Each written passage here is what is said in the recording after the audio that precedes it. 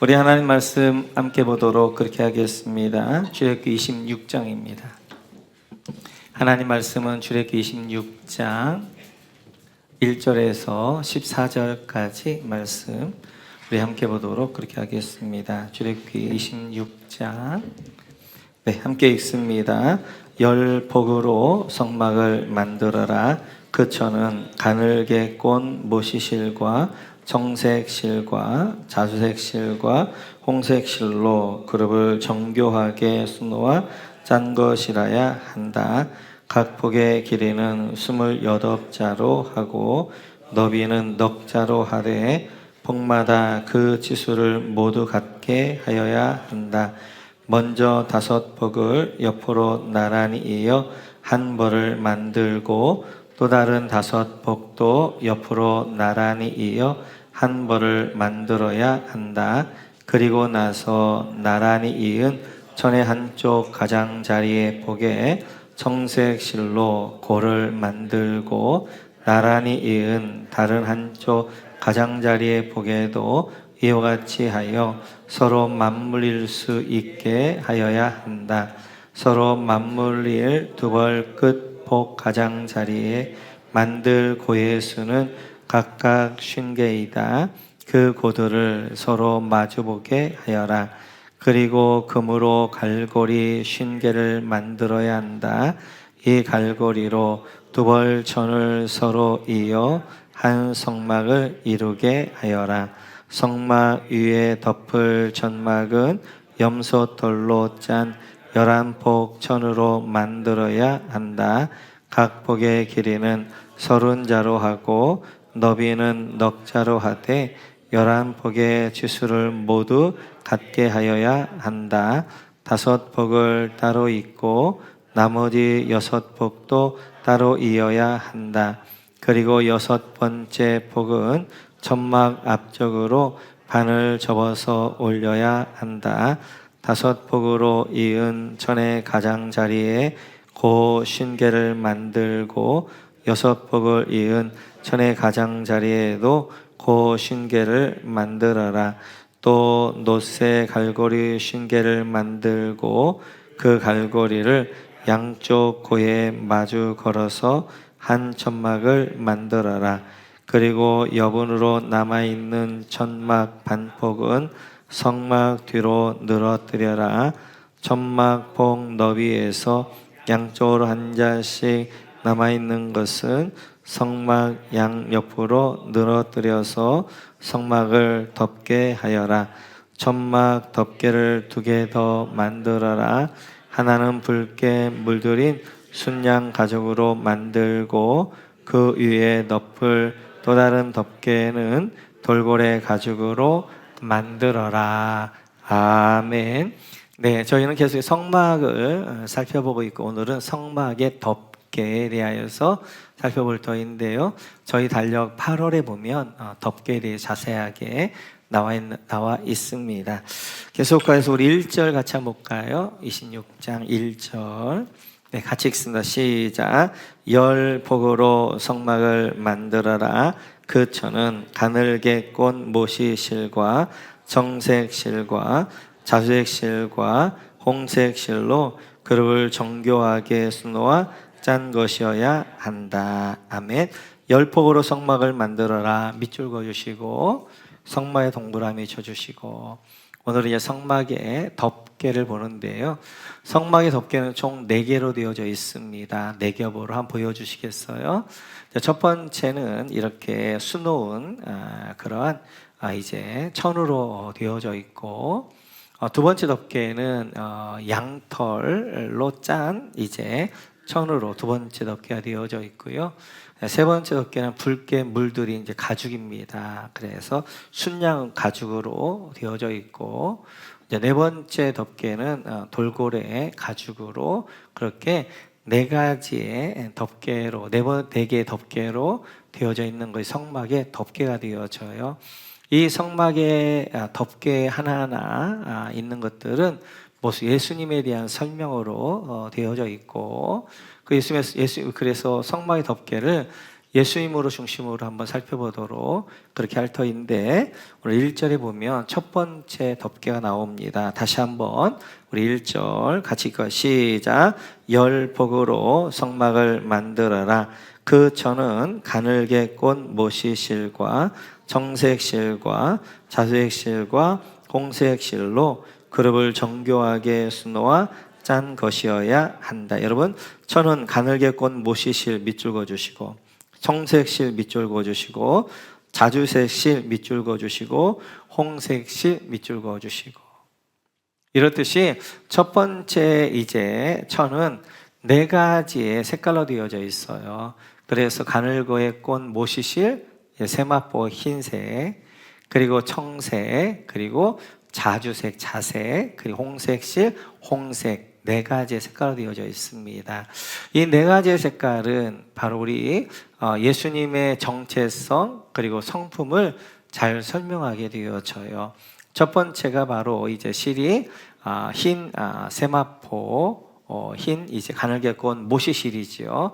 이것은 예수님의 의로우신 예수님, 죄가 없으신 예수님을 설명하게 되어지고, 그래서 앞으로 오실 메시아는, 예수님은, 구원자는 죄가 없으신 분이다 라는 것들을 설명하게 되어지고요. 두 번째 청색실은, 청색이라는 것은 하늘색이잖아요. 하늘을 상징하게 되어집니다. 그래서 앞으로 오실 메시아는 하늘에서 오신 분이다 라는 것들을 설명하게 되어지고요. 세 번째 자색은 그 당시 로마 시대에는 왕과 귀족이 입었던 옷입니다. 근데 그분이 하늘에 오시는데 그분이 왕으로 오신다. 그래서 그분은 만왕의 왕이시다라는 것들을 이제 설명하게 되어지고요. 마지막 4번째가 홍색실입니다. 홍색실이란 말을, 홍색실이라는 것을 히브리어로 이렇게 되어져 있어요. 톨라앗 샤니 라는 말인데, 톨라앗이란 말은 홍색, 벌레, 샨이란 말은 색이란 말이에요. 그래서 톨라앗이란 말에는 홍색이란 말도 있고 벌레란 말도 있어요. 왜냐하면 이 그 당시에 홍색은 어디서 만들었냐면, 이제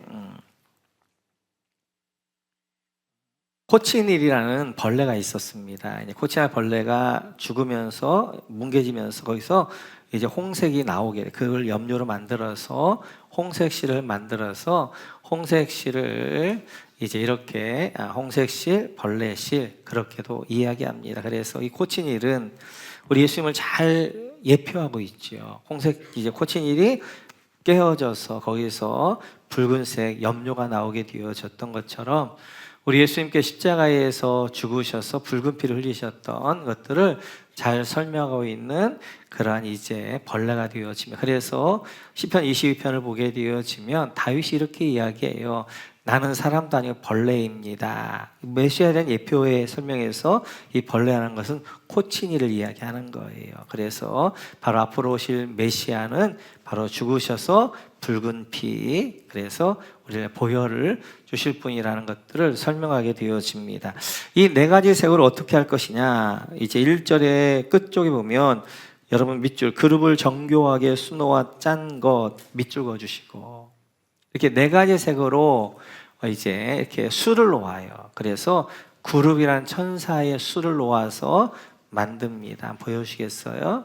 그래서 이제 이렇게 그룹이라는 수를 놓아서 굉장히 화려하죠. 흰색과 청색과 자색과 홍색실이 섞이면서 그룹이라는 천사를 만든 그러한 화려한 그런 것이 첫 번째 덮개가 되어집니다. 이제 두 번째 덮개는 이렇게 되어져 있는데요. 우리 같이 한번 7절 같이 한번 볼까요? 7절 같이 시작. 성막 위에 덮을 천막은 염소털로 짠 11폭 천으로 만들어야 한다.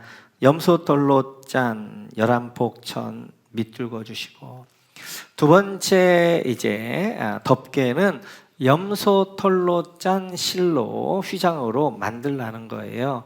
그래서 이제 그 염소털이라는 것은 마치도 스티로폼 같은 역할을 하게 되어져요. 광야는 굉장히 낮에는 덥고 밤에는 추운데, 그래서 더운 낮에는 좀 시원하게 하게 되어지고 염소털이, 그리고 추운 밤에는 좀 덥게 따뜻하게 보온의 역할들을 합니다. 그래서 이번 두 번째 털은 바로 이렇게 보온의 역할을 하는 염소털로 만들어라. 그런데 왜 염소털이냐?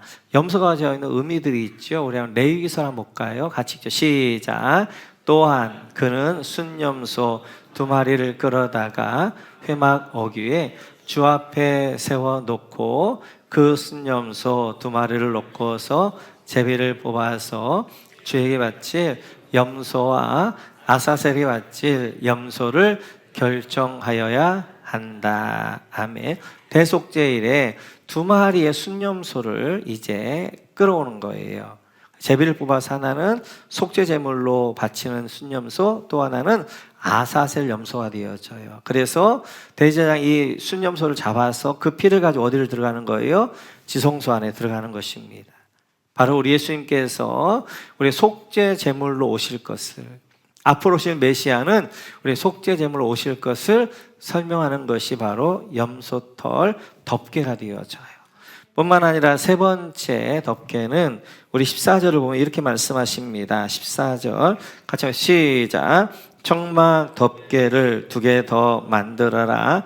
하나는 붉게 물들인 순양 가죽으로 만들고 그 위에 덮을 또 다른 덮개는 돌고래 가죽으로 만들어라. 여러분, 하나는 붉게 물들인 순양 가죽으로 만들고 밑줄 그어주시고, 순양 가죽에 동그라미 쳐주시고, 세 번째 이제 성막의 덮개는 순양 가죽으로 하라는 거예요. 근데 그 순양 가죽도 어떻게 하는 거예요? 붉게 물들인 순양 가죽. 첫 번째와 두 번째 덮개는 천이었어요. 세 번째부터는 가죽입니다. 그래서 이제는 순양 가죽인데 그냥 순양 가죽이 아니라 붉게 물들인 순양 가죽. 이게 바로 예수님을 예표하죠. 예수님께서는 이 땅에 붉게 자기 피를 흘리셔서 이제 우리를 덮어주시는 그런 은혜가 있게 되어져요. 그러면 네 번째 이제 덮개는 이렇게 이야기합니다. 그 밑에 보시면 그 위에 덮을 또 다른 덮개는 돌고래 가죽으로 만들어 밑줄 그어주시고, 돌고래 가죽에다 동그라미 쳐주시고, 네 번째 덮개는 돌고래 이제 가죽으로 덮개를 만들라는 거예요. 그래서 이 이제 돌고래 가죽, 이 돌고래라는 말이 이제 이렇게 히브리어 이것입니다. 타하심인데, 타하심은 해달이라고 할 수도 있고 돌고래라고 할 수도 있고 바다표범, 특수가죽, 가죽 이렇게 이야기할 수 있는데 정확히 뭔가는 몰라요. 그런데 지금 이제 홍해와 나일강에 이런 바다표범들이 많습니다. 그래서 아마 이 바다표범의 그런 가죽이 아니었을까. 이런 이제 가죽들은, 이 가죽은 방수 역할을 하는 거예요. 그러니까 지금 이 광야에서 비도 오잖아요. 이슬도 있잖아요. 그래서 겉에다가 이 타하심, 그러니까 바다표범의 가죽을 해서 이제 물들을 이제 이 성막을 들어오지 못하도록 방수 역할들을 하는 것이 이제 타하심이 되어지고, 타하심은 강하고 질긴 것입니다. 그래서 그 뜨거운 햇볕 가운데서 잘 견뎌요. 비바람 가운데서 잘 견디게 되어져요. 그래서 이 타하심으로 바깥대를 이렇게 딱 감싸게 되어집니다. 이 타하심은 뭘 이야기하냐면 하나님의 덮어주시는 사랑이에요. 그래서 우리 메시아는 우리를 덮어주시는데 뜨거운 태양 가운데서도 온갖 비바람 가운데서도 우리를 덮어주셔서 안전하게 인도해 주시는 것입니다.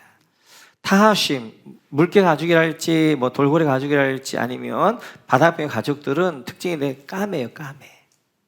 그래서 이제 성막을 딱 이 타하심이 다 덮고 있으면 밖에 보게 되어지면 마치도 군막 같아요. 군대에 보게 되면 이제 잘 안 드러나야 되니까 까만 막을 하는 것처럼 까만 막입니다. 그래서 이 성막을 보게 되어 이 성막 덮개를 보면 특징이 있어요. 오늘 제목도 뭐였어요? 겉초 안녕. 뭐겠어요? 겉바 속초. 그래서 겉은 바삭바삭하지만 속은 촉촉한 거. 그래서 이제 겉초 안녕에서 딱 봤으면 신세대인 거예요. 근데 이게 뭔 말인가 한참 헤맸으면 구세대인 거예요. 겉은 초라하지만 안은 화려하고 영광스럽다. 성막의 특징이에요. 덮개. 그래서 겉은 초라해요. 그냥 까만 그냥 이제 물개 가죽으로 덮여 있지만, 그냥 보여주시겠어요? 그래서 겉에서 안으로 갈 때 점점 화려하고 멋집니다. 보여주시겠어요? 그다음 네 그거죠. 네 아니 그거 말고 그 다음 거. 네 이거죠. 그래서 겉에는 까만 것이지만 그 다음에 이제 붉은색, 그 다음에 하얀색, 그 다음에는 이렇게 수놓은 아주 멋진 그런 이제 성막으로 되어져 있어요. 이 성막은 특징은 겉에는 초라합니다. 그 둔탁합니다. 안으로 갈수록 화려하고 멋져요. 한번 보시면 이제 성막 안에 성막이 까매요. 그런데 성막을 쑥 들어가게 되어지면 성막 안에 딱 들어가면 성막 안에 뭐가 있는 거예요? 기물들이 다 뭘로 되어져 있어요? 금으로 되어져 있어요. 굉장히 화려하죠. 근데 그거 딱 들어가서 위를 딱 보게 되어지면 첫 번째 덮개 뭐였어요? 그룹으로 수놓은 아주 화려한 전이었기 때문에 화려해요. 마치도 뭐 하는 거예요? 하늘에서 그룹이라는 천사가 하나님께 경배하는 것처럼 하늘나라에 있는 것과 같은 그런 느낌이에요. 겉에서 보면 그냥 새카만 그냥 가죽으로 덮여져 있는 초라한 그러한 천막인데 안에 들어가면 금으로 휘황찬란하게 되어지고 너무나 화려한 거예요. 이것이 성막의 특징이 되어져요. 바로 이런 모습이 예수님이 그러셔요. 예수님이 겉에서 볼 때는 초라해요. 그런데 안으로 들어가게 되어지면 그 안에 생명이 있게 되어지고 그 안에 영생이 있게 되어지고 그 안에 하늘의 영광이 있게 되어지는 거예요. 그래서 그 예수님을 가리켜서 이사야 선지자는 이렇게 이야기해요. 같이 한번 볼까요? 같이 읽죠. 시작.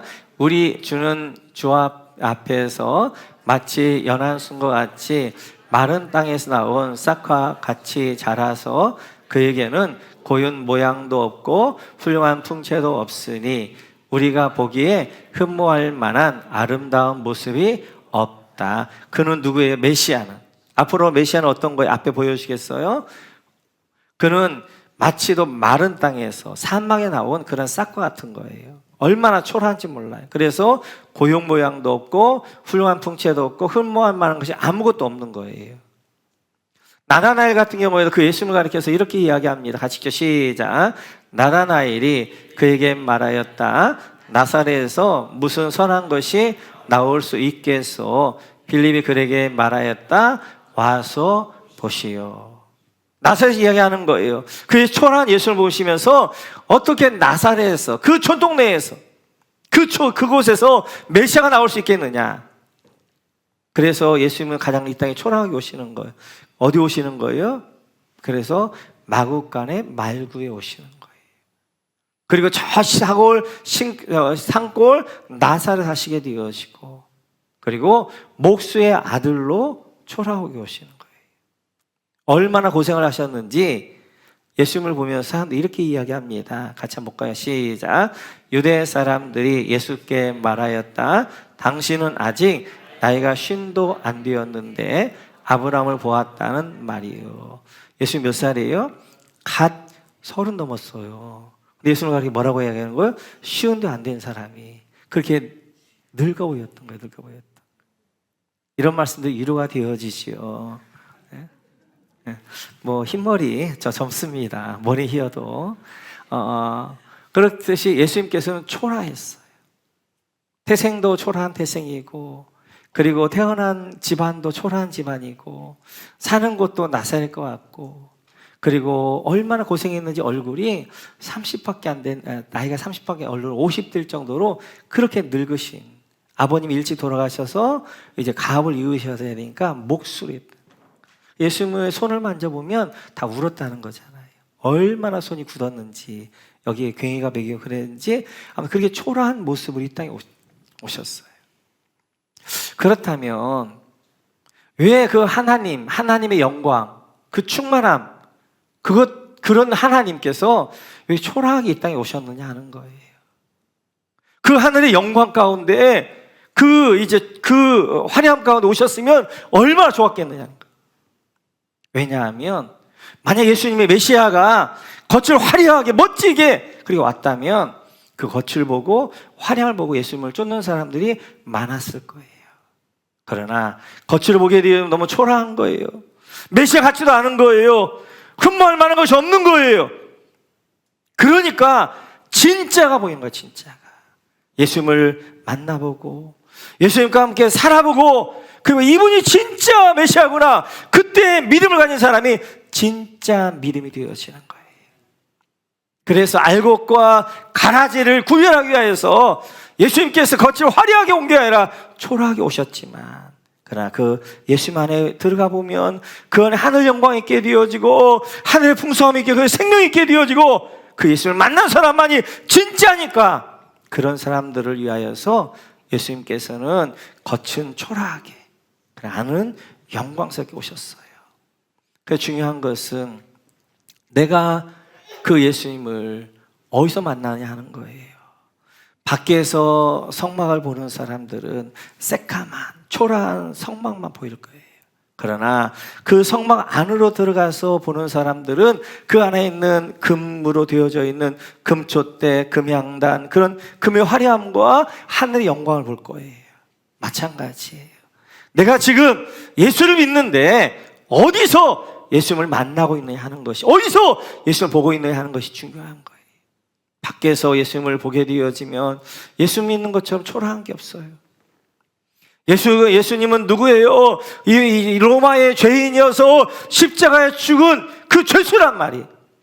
그러나 그 안에 들어가서 예수님을 만나보는 분들은, 그분은 생명이고 그분이 십자가에 죽으신 것도 그분이 죄 때문에 죽은 거예요. 내 죄를 사하기 위해서 대신 죽은 그 하나님의 보혈을, 그 은혜를, 구속의 은혜를 경험하게 되어지는 거예요. 무엇보다 중요한 것이 겉에서 예수님을 보는 것이 아니라, 겉에서 성막을 보는 것이 아니라 그 예수 안에 들어가서, 성막 안에 들어가서 주님을 만나야 되는 거예요. 혹시 내가 지금, 나는 어디서 주님을 만나고 있나? 나는 어디서 주님을 보고 있나? 겉에서 주님을 그냥 보면서 제대로 예수 믿는 맛도 모르고 하늘 영광도 모르고 그냥 교회만 왔다 갔다 하나? 아니면 난 진짜 안으로 들어가서 그냥 예수의 생명 가운데, 그 소망 가운데, 그 영광 가운데 예수 믿고 있는가 한번 돌아보면 좋겠어요. 만약 내가 아직 밖에서 예수를 보고 있다면 우리는 그 예수님 안으로 들어가서 그 예수님 안에 있는 생명과 영광을 경험해야 되는 거예요. 그러면 예수님 안으로 어떻게 들어갈 수 있느냐? 그것이 예수님을 영접하는 거예요. 다른 말로 하면 교회가 한번 해보자는 데는 해보는 거예요. 순종해보는 거예요. 그럴 때 내가 한 발 한 발 예수님 안으로 들어가게 되어지는 거예요. 교회는 왜 존재하느냐? 여러분들을 하나님께로 인도하기 위해서 존재하는 거예요. 그러니까 여러분들의 영적 유익을 위해서 교회는 이것도 하고 저것도 하는 거예요. 여러분 귀찮게 하려는 것이 아니라, 어찌하든 여러분들이 밖에서 예수를 만나는 것이 아니라 여러분이 안으로 들어가셔서 그 안에 주님을 만나야 되기 때문에 여러 가지 생명의 삶도 하게 되어지고, 삶공부도 하게 되어지고, 그리고 목장 모임도 하게 되어지고, 이런 시간을 통하여서 교회가 한번 목장 모임에 참여해보면 목장 모임에 참여해보고, 교회가 삶공부를 열면 삶공부나 참여하면서 진짜 예수님이 누구신가, 예수 믿는 게 뭔가 하는 것들도 좀 알아보고, 그런 시간들을 가질 때 우리는 점점 어떻게 하는 거예요? 예수님 안으로 들어가서 그 예수님 안에서 진짜 예수님을 만나게 되어지는 거예요. 우리 모두는 그리하여서 예수님의 모습은 겉은 초라하지만 안은 영광스러운 것처럼, 그래서 저희 교회는 그 예수님을 잘 닮아가는 것 같아요. 저희 교회 건물도 마찬가지입니다. 겉에서 보게 되어지면 많은 사람들이 교회 안에 들어가면 놀래요. 겉에 보면 그냥 벽돌 건물, 그냥 그런 건물이었는데 안에 들어보니까 너무 밝고 풍성하고 너무 이제 멋지고, 특별히 많은 분들이 천국의 계단을 보고 놀랍니다. 딱 들어와서 예배당에 올 때까지 우리 천국의 계단들을 올라오면서 오게 되어지는 거예요. 가능하다면 젊은 분들은 엘리베이터 옆으로 오지 말고 천국의 계단을 오는 거예요. 한 계단 한 계단 오르면서 주님이 날 위해 십자가에 걸으셨던 그 길, 한 계단 한 계단 오르면서 감사하면서 이번 주 안에 이것도 감사하고 저것도 감사하고 그 감사를 가지고 예배당에 딱 들어오는 거예요. 이렇듯이 우리 기독교는 겉은 화려하지 않습니다. 겉은 초라한 것 같지만 안에 생명 있고 진짜가 있게 되어지는 거예요. 그래서 우리의 부르심도 이렇습니다. 고린도서 볼까요? 같이요. 시작. 그런데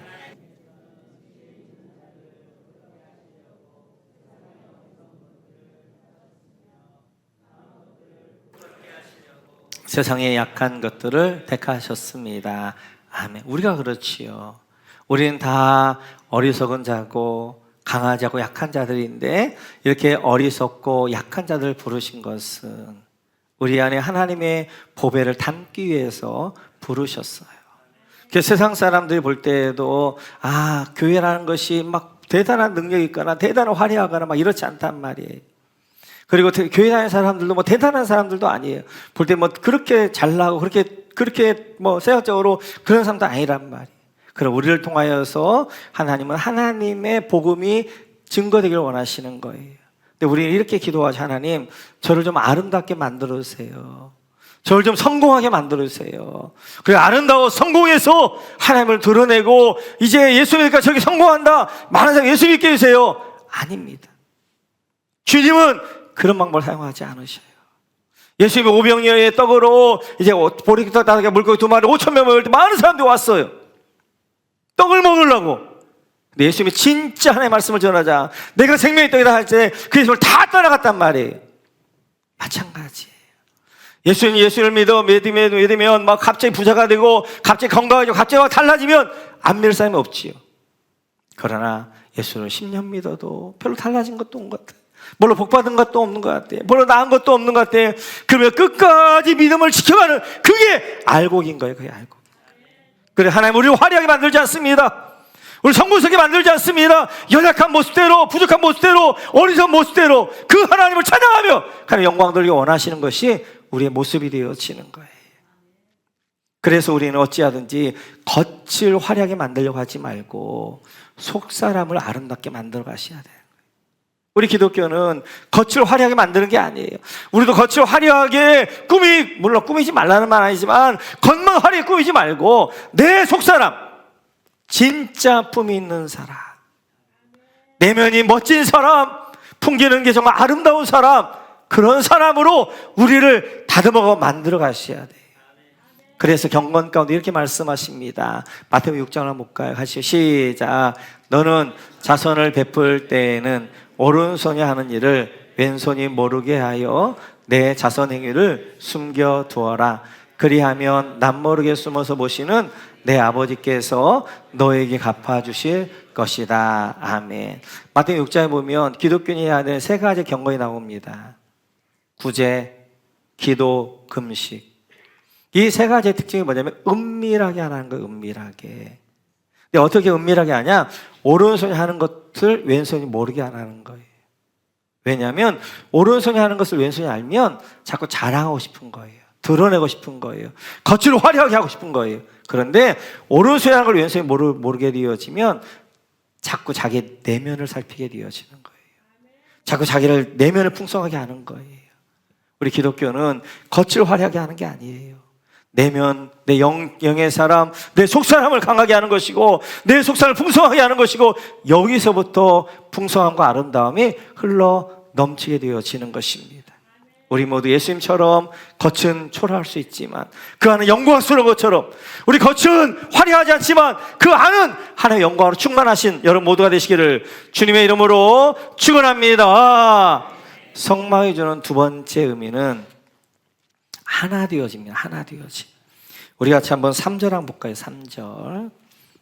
같이 읽죠. 시작. 먼저 5복을 옆으로 나란히 이어 한 벌을 만들고 또 다른 5복도 옆으로 나란히 이어 한 벌을 만들어야 한다. 나란히 이어 밑줄 그어주시고 나란히 한 벌까지 밑줄 그어주시고 이어야 동그라미 쳐주시고 그 다음 밑에 보면 나란히 이어 한 벌에 밑줄 그으시고 이어에 동그라미 쳐주시고 우리가 성막에 대하여서 크기가 뭐고 이런 것까지는 알 필요 없지만 성막의 특징들 알아야 되는 그 특징들 하나는 조각조개 천들을 어떻게 이어 만드는 거예요.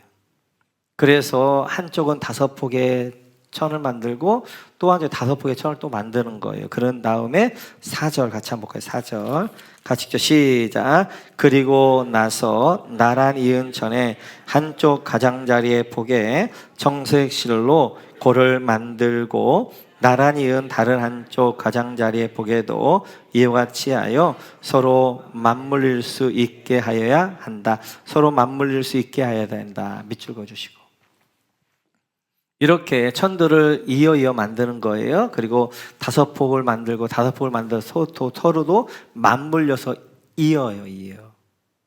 이렇듯이 이제 천도 마찬가지고, 그 다음에 두 번째 염소털 천도 마찬가지입니다. 우리 한번 9절 같이 한번 읽어볼까요? 9절 시작.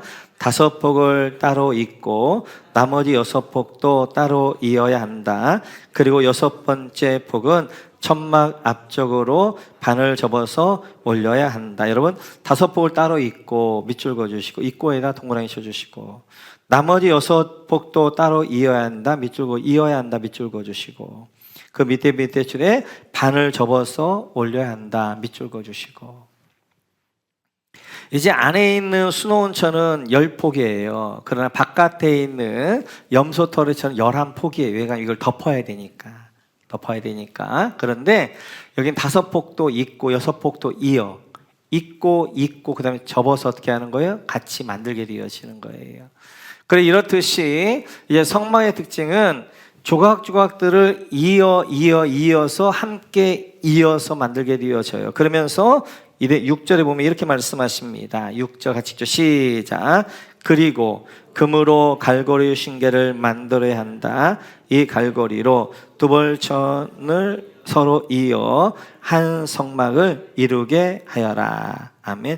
이 갈고리 두벌천을 서로 이어 밑줄 그어주시고, 이어에 동그라미 쳐주시고, 한 성막을 이루게 하여라. 밑줄 그어주시고, 한 성막에 동그라미 쳐주시고, 이렇게 이어서 어떻게, 그 목표는 뭐예요? 하나의 천막, 한 성막을 만드는 거예요. 이 한이라는 말이 히브리어로 에하드입니다. 이 에하드라는 말은 어떤 의미가 있냐면 숫자 하나라는 의미보다는 연합된 하나예요. 그러니까 지금 한 성막을 만드는데 그 한 성막은 뭐예요? 연합된 하나의 성막인 거예요. 연합된 하나의 성막. 그러니까 이제 이 성막을 만드는데 조각들이 따로 있는 게 아니라 서로 이어서 어떻게 하는 거예요?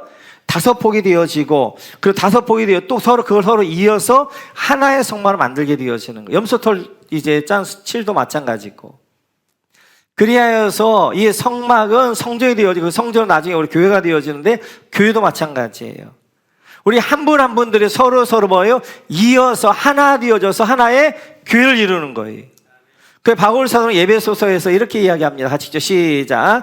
그리스도 안에서 건물 전체가 서로 연결되어서 주님 안에서 자라서 성전이 됩니다.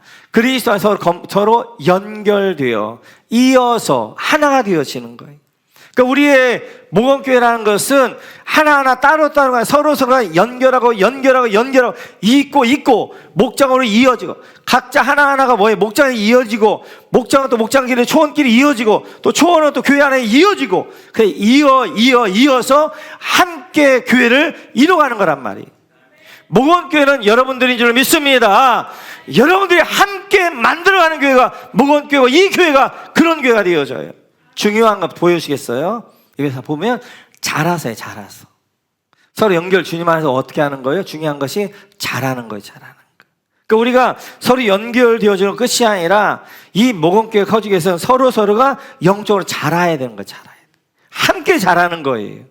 그러니까 어떤 사람은 잘하고 어떤 데는 안 잘하면 어떻게 되어지는 거예요? 이게 찌그러드는 거예요. 함께 자랄 때 함께 커지는 거예요. 그래서 우리 서로 어떻게 하는? 자라도록 돕는 거예요. 그러니까 목장에서 함께 자라도록 돕는 것이고, 그래서 혼자 생활하는, 교회 안에서 같이 생활하는 걸 함께 자라도록 돕는 거예요. 격려하는 거예요. 때때로 도전하는 거예요. 함께 하자고 하는 거예요. 그래서 함께 어떻게 하는 거예요? 자라도록 돕게 되어지는 거예요. 자라도록. 이렇게 이제 성막은 자기 자리를 지켜가는 거예요. 조각이죠. 그 조각을 지켜가는 거예요. 어떤 사람은 고가 되기도, 어떤 사람 보면 갈고리 70개, 고 70개 막 이런 것들이 나오거든요. 어떤 분들은 말뚝인 분들도 있고, 어떤 분들은 갈고리인 분들도 있고, 어떤 분들은 고인 분들도 있고. 그 자리를 나에게 주신 그 자리를 지켜갈 때, 목사는 목사의 자리를 지켜가고, 장로님은 장로님의 자리를 지켜가고, 목자는 목자의 자리를 지켜가고, 목원은 자리를 지켜가고, 교사는 교사의 자리를 지켜가고, 청년의 자리를 지켜가고, 그 자리를 지켜갈 때 우리가 하나로 연결돼 이어서 하나님의 교회를 이뤄가는 거예요. 그럴 때 중요한 것이 자리가 중요합니다. 자리가. 어느 자리에 있느냐가 중요한 거예요.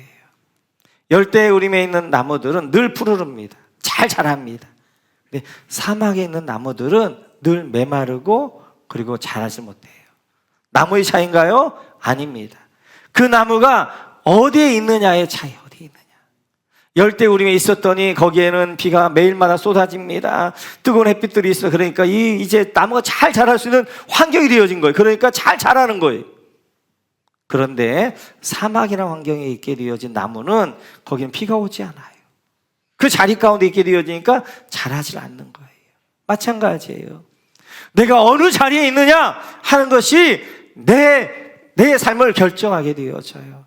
그래서 시편 1편을 보면 복 있는 사람은 이렇게 말씀하셔요. 같이 한번 볼까요? 시작. 그는 시냇가에 심은 나무가 절 따라 열매를 맺으며 그 잎사귀가 시늘지 아니함 같더니 하는 일마다 잘 될 것이다. 복 있는 사람은 누구냐면 바로 시냇가에 심은 나무가 복 있는 사람이라는 거예요. 우리나라는 이게 이제 잘 안 맞습니다. 근데 여러분 이스라엘 땅을 가면 성지를 가게 되어지면 차를 쭉 타고 가는데 어디는 대부분이 다 죽어 있어요. 광야니까. 근데 푸르른 나무들이 있는 곳이 있어요. 근데 거기를 가보면 반대 거기 뭐냐면 시내가 흘러요. 아주 조그만 시내라도 흐르면 거기만 푸르르게 되어지는 거예요. 그러니까 결국은 나무는 어디 자리에 있느냐가 한 거예요. 사막에 자리에 있으면 그건 복 없는 사람이에요. 그런데 시냇가에 심긴 나무 그 자리에 있는 사람이 복 있는 사람이 되어지는 거예요. 그래서 우리 신앙생활 할 때 중요한 것이 내가 어느 자리에 있느냐 하는 것이 중요한 거예요. 이번 주 우리가 함께 성경 읽었던 것이 야곱이 하란에서 돌아오는 과정을 읽었습니다. 가나안 땅에 돌아오는 과정. 근데 돌아오는 과정에서 야곱은 참 많은 어려움들 당해요. 그 어려움 가운데 하나가 자기 외동딸이었던 디나가 성폭행 당합니다. 그 일 때문에 그의 오빠들이 분노해가지고 시몬과 레이가 살인자가 되어지고 주변 나라들에 의하여서 결국 야곱의 가족이 다 몰살당할 위험까지 맞이하게 된단 말이에요. 왜 이렇게 그러한 어려움들을 당하게 되어지는가? 그것은 야곱이 있어야 될 자리에 있지 않는 거예요. 야곱이 가나안 땅 돌아오면 어디에 있어야 되는 그가 베델에 가야 돼요. 베델. 왜냐하면 이제 이 가나안 땅을 떠날 때 베델에 사는 거와 약속한 게 있거든요. 이 땅으로 돌아오게 하면 내가 하나님만을 섬기겠습니다. 그리고 내가 이 돌기둥이 성전될 것입니다. 내가 소산의 11조를 할 것입니다. 라고 약속을 했단 말이에요. 그러면 어디 올라가야 되는 거예요? 베델로 올라가야 돼요. 근데 베델은 허벌판이에요. 아무것도 없는 거예요. 근데 세겜 땅에는 사람들이 살고 있고 이미 사람이 살 수 있는 인프라가 조성이 되어져 있는 거예요. 그러자 이 야곱이 베델로 올라가야 되는데 세겜으로 가요. 세겜에다가 장막을 쳐요. 거기에 자리를 잡아요. 그리고 거기 자리를 잡았다가 자기 딸 디나가 그 세겜 이제 구경 갔다 오고 성폭행 당하게 되어지고 그 동생 그리고 오빠들은 살인자가 되어지는 그러한 것에 휘말리게 되어지는 거예요. 사람은 환경의 동물이에요. 환경의 지배를 받아요. 어느 자리에 있느냐가 중요한 거예요. 그 자리에 따라서 그의 삶이 달라지는 거예요. 우리가 이제 베델 하나님 안에 있게 되어져 말씀 앞에 있으면 주 앞에 있게 되어져 늘 하나님 가까이 하게 되어지는 거예요. 그런데 세겜은 세상이에요. 세상에 있게 되어지면 세상을 탐하게 되어 세상을 쫓아가게 되어지고 믿음을 떠나는 그런 자리 가운데 있게 되어지는 거예요.